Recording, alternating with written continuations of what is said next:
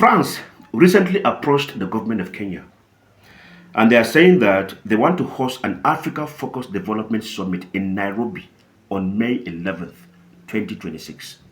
So France is now thinking about how to develop Africa. Please help me laugh small. So let's ask a simple question. Should we call this desperation or partnership? What are you going to call it? Because we know that France has been kicked out of Burkina Faso, Mali, and Niger, and then other countries are making moves. And this particular summit has never been held outside any francophone country. So connect the dots by yourself. So they're now moving to Kenya. But then it is not a coincidence. There's a reason for that. It is well calculated. Number one reason, green energy. Kenya leads Africa in geothermal power, and it is investing in green hydrogen. French companies like EDF and NG want control of Africa's green future to keep their businesses alive. Take note of that. Number two reason for going to Kenya, for technology. Nairobi is called Silicon Savannah, and it is not for no reason. France is shifting away from selling weapons and military services because there's no market for that anymore. Now, France wants to own tech platforms, smart cities, and digital infrastructure. Third, no colonial baggage.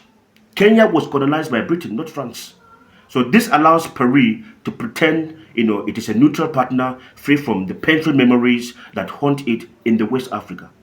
Now, let me tell you a bit about what this summit is all about. The Africa-France Summit started in 1973. Its real purpose was to keep France in control of its former colonies. And for over 50 years, the average African gained little or nothing. All that they got was permanent French military bases. Terrorism still grew. Economic control through the CFA franca and unfair deals. Now that the Sahel state kicked France out, Paris wants to rebrand itself in Nairobi. This time, the focus is on climate finance, debt reform, global sympathy. Good France. France is very good. Now let's talk about the Nairobi Declaration versus reality.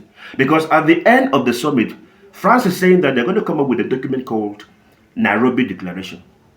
And then Macron is saying that I will take this document to the G7 countries and present to them and ask them to pay Africa for climate damage. Wow! The same move that Ramaphosa made last year during the G20 summit, because he was the chair. And then Donald Trump sat down back in America and said, no, it's unacceptable because it won't favor America. Now, Macron is saying that I will draft this document and then present it to almost the same countries. Do you think it will make any sense? Live with me. Macron is doing this just to look good internationally. And then find a way to collect whatever is available in Kenya. That's all.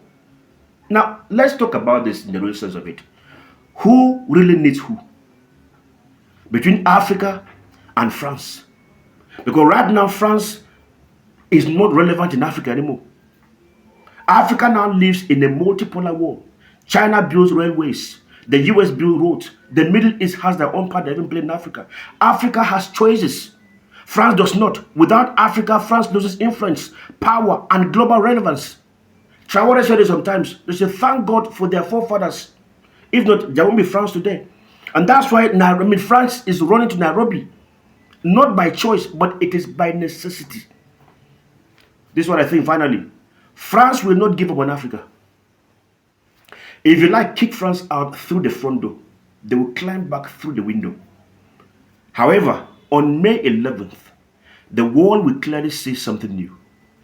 Africa is learning how to play the game without a French referee. And whether France accepts this reality or not, they will find out very soon. Anyway, for now, this is what everyone knows. What do you know? Please share my video. Share it now.